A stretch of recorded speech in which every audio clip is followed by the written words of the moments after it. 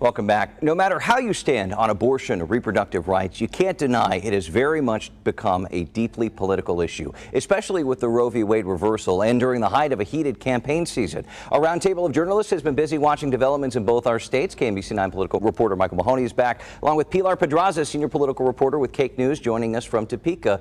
Pilar, let's start in Kansas. We heard today from people for and against the proposed abortion amendment on the ballot next month. What's standing out to you right now in this home stretch?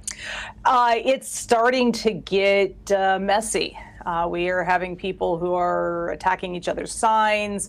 There's a lot of vitriol going around, lots of folks showing up, trying to enrage the other side, and local law enforcement is gearing up. I think a lot of folks here are starting to have flashbacks to the Summer of Mercy. Yeah, for sure. Mahoney, how difficult will it be for people who don't want this to pass to win? I mean, will last month's Supreme Court reversal kind of grease the skids a little bit for them in that regard? Well, the whole question here is going to energize both bases, I believe, on this. This is a vote not up or down on abortion, as we've heard here, but on whether or not there's a constitutional right in the Kansas Constitution and its Bill of Rights, an implied right to a woman to have an abortion. So it would lead possibly to more restrictions if it passes. If it fails, then the law stands as it is now in Kansas. We talked a few minutes ago with people in the Kansas for Constitutional Freedom saying the language here makes it very hard for the no votes to kind of win, especially, I would imagine, Pilar, in a primary election as opposed to a general. The voter turnout's usually much lower. Usually much lower, also skews usually much more to the right here in Kansas. There is a very deliberate thought process behind putting this in the primary instead of the general election. And the Vote No folks are really trying to get the word out that you do not have to be affiliated to vote in this election.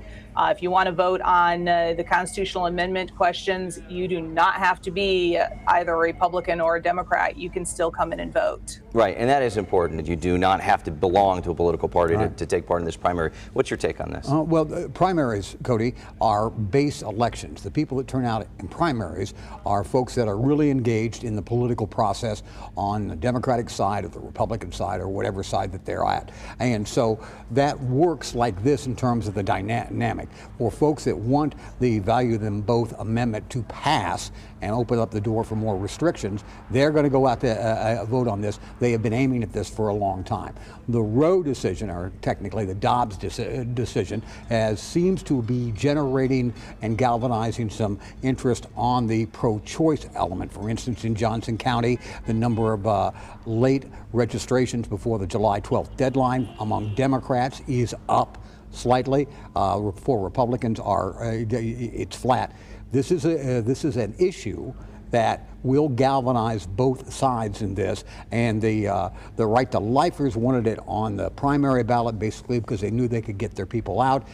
Nobody anticipated that the Roe v. Wade decision would be overturned just weeks before this. And Mahoney, while we still have you, does the U.S. Supreme Court decision, this reversal, give Missouri U.S. Senate candidates any traction here, and how are they treating that? Yeah, well, a little bit it does. What's interesting, actually back over on the Kansas side for a second, is the fact that neither Derek Schmidt nor Laura Kelly are saying too much about their vision for what happens on value of them both. I think that in Missouri, if Trudy Bush Valentine is the Democratic nominee, she is a nurse, and one of the very few specific issues that she set out right off the top was, I will vote to protect a woman's right to choose, and she has a medical background as a nurse. I suspect if she gets the nomination in August, she'll try to make that as a major plank of her fall campaign. All right, we'll be watching. We'll leave it there for this week. Michael Mahoney, Pilar Pedraza, thanks so much for your time.